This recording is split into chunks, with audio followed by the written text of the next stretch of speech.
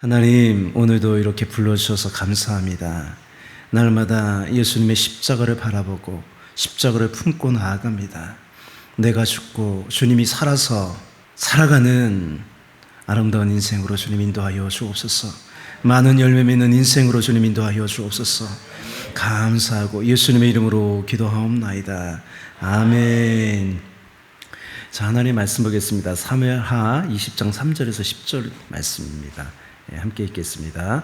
다윗이 예루살렘 본궁에 이르러 전에 머물러 왕궁을 지키게 한 후궁 10명을 잡아 별실에 가두고 먹을 것만 주고 그들에게 관계하지 아니하니 그들이 죽는 날까지 갇혀서 생갑으로 지내니라. 왕이 아마스에게 이르되 너는 나를 위하여 3일 내로 유다 사람을 큰 소리로 불러 모으고 너도 여기 있으라 하니라. 아마사가 유다 사람을 모으러 가더니 왕이 정한 기일에 지체된지라.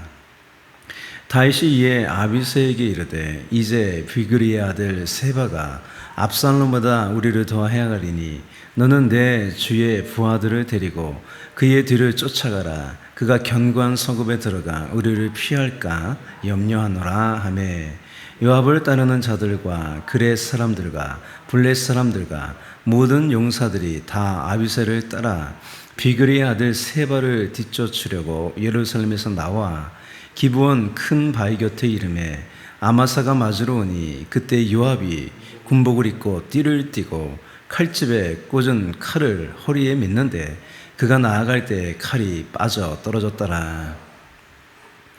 요압이 아마사에게 이르되 내 형은 평안하냐 하며 오른손으로 아마사의 수염을 잡고 그와 입을 맞추려는 체함에 아마사가 요압의 손에 있는 칼은 주의하지 아니한지라. 요압이 칼로 그의 배를 찌르매 그의 창자가 땅에 쏟아지니 그를 다시 치지 아니하여도 죽으니라. 요압과 그의 동생 아비새가 비그리의 아들 세바를 뒤쫓을세. 본문 요약입니다. 예루살렘에 돌아온 다윗은 후궁들을 별실에 가둡니다. 세바의 반란을 진압하기 위해서 아마사에게 3일 내에 유다 사람을 불러 모으라고 합니다. 아마사가 오지 않자 아비새와 부하들을 보내 세바를 쫓게 합니다. 군대 장관에서 퇴출당한 요압도 뒤따르는데 아마사를 보자 방심한 틈을 타서 죽이고 계속 세바를 뒤쫓습니다. 첫 번째 질문입니다. 다윗은 후궁들에게 왜 죽는 날까지 생갑으로 지내는 조치를 내렸나? 3절의 뉘앙스가 좀 그렇습니다.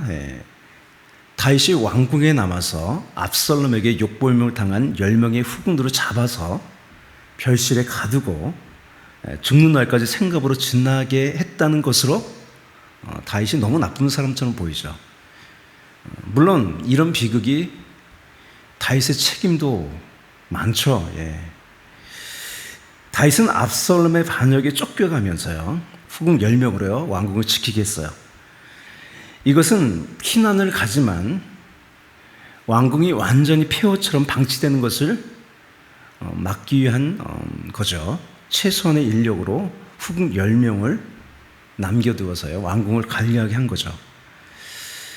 왜 이런 조처를 취했을까요? 당시 아무리 권력 투쟁이 있더라도요 후궁들을 직접 해치지는 않았어요.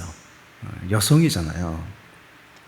거기 아들인 압살롬이 반역을 일으켰기에 아버지의 후궁들을 어떻게 한다는 것은요 생각도 못할 일이기에 후궁들이 이곳에 있는 곳이 더 안전하다고 생각한 거예요.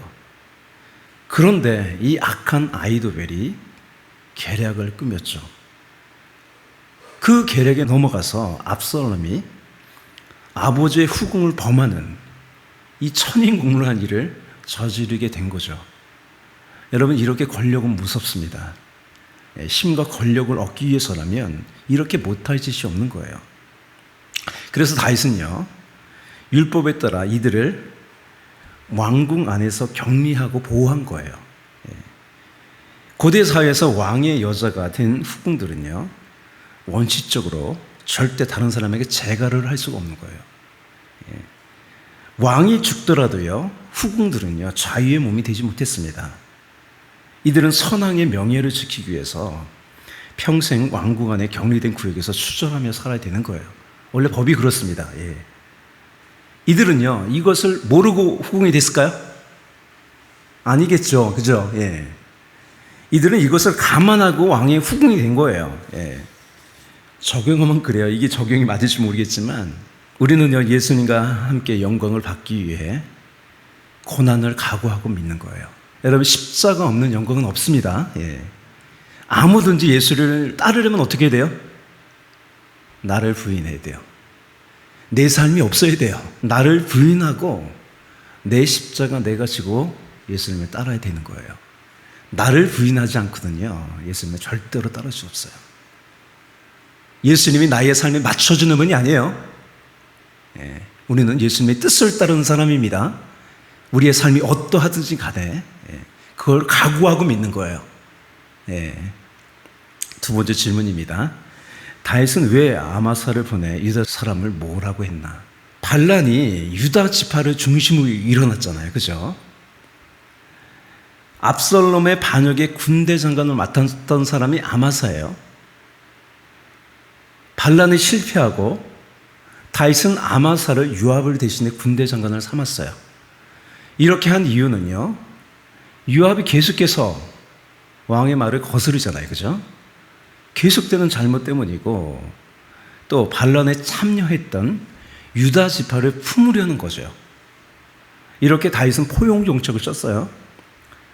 이에 모든 유다 지파 사람들의 마음이 풀어지고요, 왕을 모시러 왔잖아요. 그죠? 다윗이 예루살렘으로 돌아오는 길에 유다 지파와 이스라엘 지파가 싸우잖아요. 분쟁을 하죠. 시기심이 있어가지고. 그 틈을 타서 이 불량배인 세바가 다윗에게는 우리의 분깃이 없다고 하면서 그 유다 지파를 제외한 이스라엘 지파들을 이제 다윗에게서 떠나게 했죠. 반란이 일어난 거예요. 예. 다윗이 예루살렘에 도착하자마자 이 반란을 잠재우기 위해서 아마사에게 3일의 기한을 주어서요. 왜냐하면 지체하면 더 세력이 커지니까 유다 지파의 군사를 징집하는 일을 맡겼어요. 이 일은 아마사가 군대 장관으로 합당한지를 보는 시험대일 수도 있었어요. 3일 내에 모아야 되는 거예요, 군사를. 아마사가 3일이 넘었는데도 오지 않자 이제 요압의 동생인 아비새에게 부하들을 이끌고 가서 세바를 뒤쫓아오라고 하는 거예요. 이때 요압도 무장으로 하고 함께 있어요. 그들이 기브온 큰 바위 곁에 이르렀을 때 아마사가 반갑게 맞아주었어요. 요압은 아마사에게 인사를 하는 척하고요, 무장이 해제된 이 아마사를 죽여요. 여러분, 이렇게 권력은 무섭습니다. 이종사촌지간이에요. 눈 하나 깜짝하지 않고 죽여요. 여러분, 세상에는요, 계속해서 내가 힘과 권력을 얻으려고 다른 사람을 죽이는 이런 일들이 계속해서 일어나는 거예요. 예. 적용하면 그렇습니다. 우리가 예수님을 믿는 이유는요, 오히려 내 힘과 권세를 내려놓고 다른 사람을 섬기기 위해서 믿는 거예요. 예, 여러분, 예수님도 그렇잖아요. 한 알의 밀이 땅에 떨어져 죽지 않으면 한 알 그대로 있고 죽으면 많은 열매를 맺는다고 그랬어요. 내가 죽고 희생한 그 자리에 열매가 맺히는 거예요. 여러분, 내 가정과 이 땅을 살리려면 내가 죽는 희생이 있어야 돼요. 이 희생이 없으면 절대로 내 가정도 살아나지 않고요, 이 땅도 살아나지 않습니다. 예. 오늘 압살롬과 요압이 살아서 이런 사망의 역사가 있었어요. 이 말씀 한번 볼까요? 예. 같이 한번 읽어볼게요. 내가 그리스도와 함께 십자가에 못 박혔나니 그런즉 이제는 내가 사는 것이 아니요 오직 내 안에 그리스도께서 사시는 것이라. 이제 내가 육체 가운데 사는 것은 나를 사랑하사 나를 위하여 자기 자신을 버리신 하나님의 아들을 믿는 믿음 안에서 사는 것이라. 예, 오늘 우리는 죽기 위해서 이 자리에 왔어요. 예, 예수로 살기 위해서 이 자리에 나왔습니다. 예, 내가 죽을 때 내 안에 그리스도께서 살아나세요. 내가 살면 사명의 역사가 있고요, 내가 예수님과 함께 죽으면 생명의 역사가 있습니다. 예, 할렐루야. 예, 예, 우리 기도하겠습니다. 사랑과 은혜가 풍성하신 주님, 우리는 예수님과 함께 죽으려고 예수님을 믿습니다. 나를 부인하고 내가 저의 십자가 지기 위해서 예수님 믿습니다.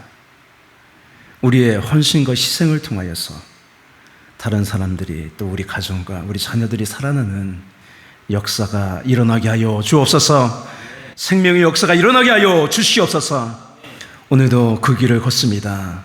붙잡아 주시옵소서. 함께 하시니 감사하고 우리 주 예수 그리스도 이름으로 기도하옵나이다. 아멘.